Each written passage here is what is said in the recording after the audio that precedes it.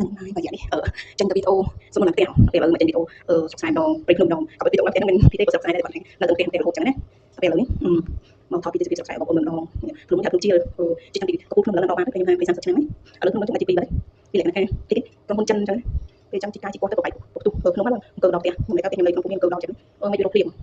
ហើយសប្តាហ៍បងប្អូនចូលស៊ីទៅគួយលេងចឹងទៅទៅពេញពេលចឹងមុនដល់ដល់ពេលគួយលេងថតវីដេអូទៅសប្តាហ៍ចឹងណាវាសប្តាហ៍ខាងទីសត្វភ្នំទៅកាត់ទីចាំមើលគឺស្លឹមមានដូចនៅក្នុងធំយើងភ្នំមាននេះក្នុងសត្វភ្នំតែក្នុងនេះក្នុងសាច់ច្រើនបីហ្នឹងយើងឃើញពីហ្នឹងនេះក្នុងស្អីស្កាត់ដូចនេះខ្ញុំមកបងប្អូនខ្ញុំភ្នាក់ព្រឹកទៅពេលទៅសត្វភ្នំតែមានធំធំដែលក្នុងនេះខាងយើងចឹងទីទីចឹងណា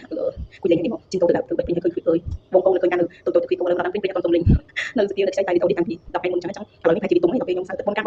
ហើយទីព្រៀងលើឆាយើងមកទីណាលោកគួយព្រៀងលើកូនតែកាត់ការអញ្ចឹងមកទីណាដល់ទៅដល់ពាក់ទៅបងការគេចឹងទៅឲ្យគ្រូហេតែវាមានទុំសោះតែលើគូពោះយើងមានអ្នកឡើងអីណាមើលខ្លាចច្រើនណាស់ហើយធម្មជាតិទឹកងងនេះតាមស្រាយតាមវិស័យចឹងណាដូចជាគេហួរមកប៉ុណ្ណឹងអ្នកបែកចឹងណាពេលអ្នកទីទៅតាមទៅតាមអីមកផងជាពីគាត់មានពួកទូទុំណាធម្មតាចឹងនេះកាត់ខ្លាចច្រើនតែគាត់មានទុំគាត់ពីគាត់តែពីដូចជួយទៅតែដល់នេះថ្ងៃនេះពេលខ្ញុំបែកអស់ទៅនេះពេលខ្ញុំចិត្តតោនេះបានទេវាជួយនិយាយជួយសត្វពីខ្ចីចឹងមើលនេះនៅគីពីស្ងាត់ចឹងវាតមានទុំទេហើយតាមគុំគូមកតែយើងមានអ្នកឡើងណា